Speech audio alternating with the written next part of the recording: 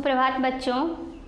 आज हम कक्षा 4 के संस्कृत विषय की चर्चा करेंगे, जिसमें आपका तीसरा चैप्टर है संबंध कारकम षष्ठी विभक्ति। यानी संबंध कारक में षष्ठी विभक्ति का प्रयोग होता है और संबंध कारक का विभक्ति चिन्ह होता है का, के, की। तो इस चैप्टर में दो बच्चों की वार्तालाप के द्वारा इसमें ये बताया गया है संबंध कारक की कैसे पहचान सकते हैं। गौरव और आशीष नाम के दो बच्चे हैं, दो बालक हैं जो आपस में बातचीत कर रहे हैं।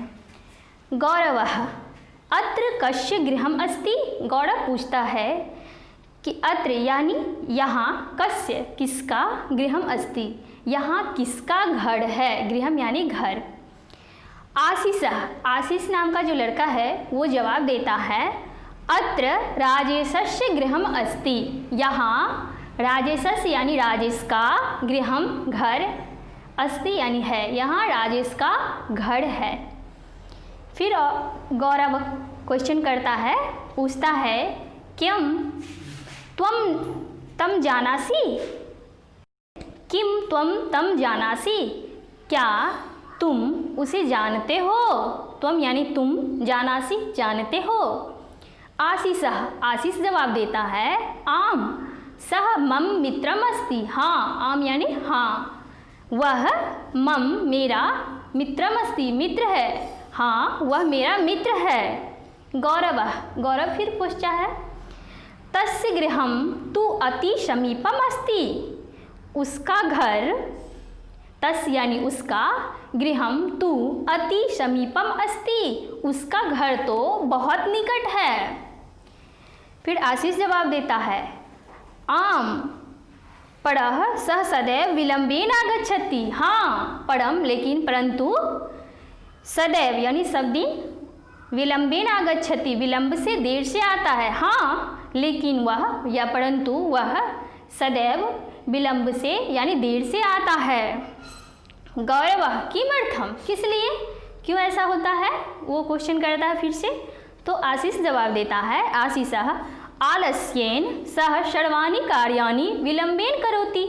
आलस्य के कारण यानी आलस्येन यानी आलस्य के कारण, यहाँ का, के, की संबंध की चर्चा की जा रही है। जैसे हम लोग देखे हैं राजेशस्य यानी राजेश का घर, तो ये संबंध दर्शाता है किसका घर है, राजेश का घर है।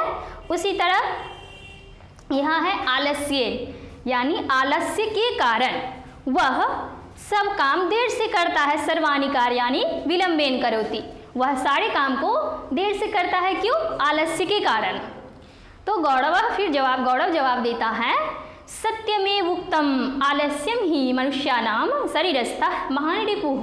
सत्य कहते हो, सच ही कहा गया है कि आलस्य ही शरीर में स्थित मनुष्य का सबसे बड़ा शत्रु है। तो इस चैप्टर में संबंध कारक की चर्चा की गई है, जिसमें आपका का, के, की यानी किसका संबंध किसके साथ है। जैसे कस्य गृहम् यानी किसका घर है, तो राजेशस्य गृहम् यानी राजेश का घर है, तो संबंध बताया गया। और इससे एक बात और दर्शाई गई क्या, कि आलस्य जो है वह मनुष्य का सबसे बड़ा शत्रु है। तो हमें क्या करना चाहिए, आलस्य का त्याग करना चाहिए और सभी कामों को समय पर करना चाहिए। अब इसमें कुछ शब्दार्थ हम यहाँ लिखे हैं।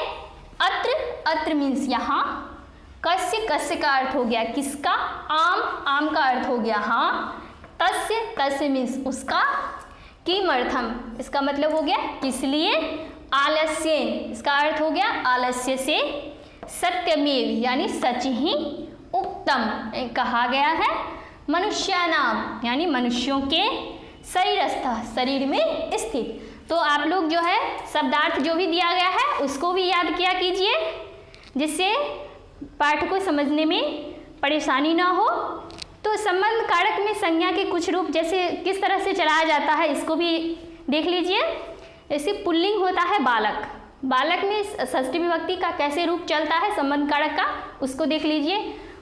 एक बालक रहेगा तो बालकस्य, दो बालक रहेंगे तो बालकयोः, और बहुत सारे रहेंगे तो बालका नाम, बालकस्य बालकयोः बालका नाम।